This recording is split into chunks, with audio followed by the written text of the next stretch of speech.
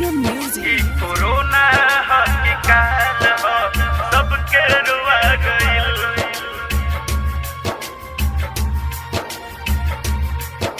Corona हकी काल हो सबके रुआ गइल। सुन के खबर सबके दिल बार टूटल। यूपी बिहार के खजाना बलूटल। भोजपुरी समाज में हो, भोजपुरी समाज में आगी लगा गइल। ई कोरोना हकी काल हो सबके रुआ गइल। ई कोरोना हकी काल हो सबके रुआ गइल। ई कोरोना हकी काल हो सबके रुआ गइल।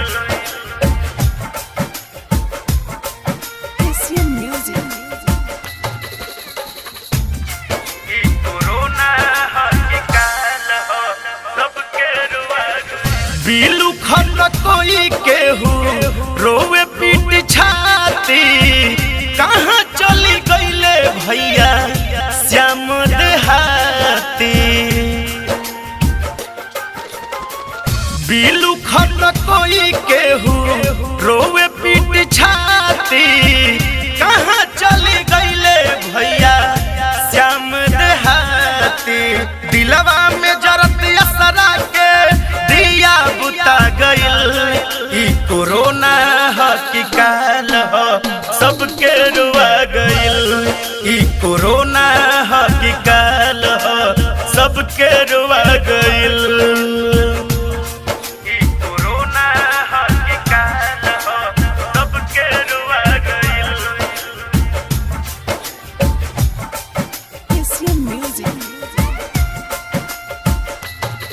ई कोरोना हकी काल हो सबके रुआ गइल। सत्य सत्य नमन सभे करे त्रिपुरारी।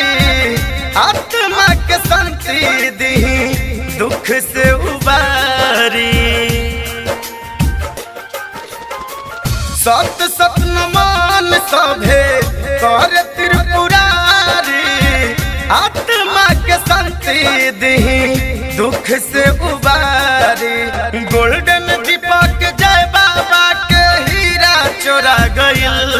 ई कोरोना हकी काल हो सबके रुआ गइल। ई कोरोना हकी काल हो सबके रुआ गइल। Recorded by Aradhya Recording Studio, Kaithwalia. ई कोरोना हकी काल हो सबके रुआ गइल।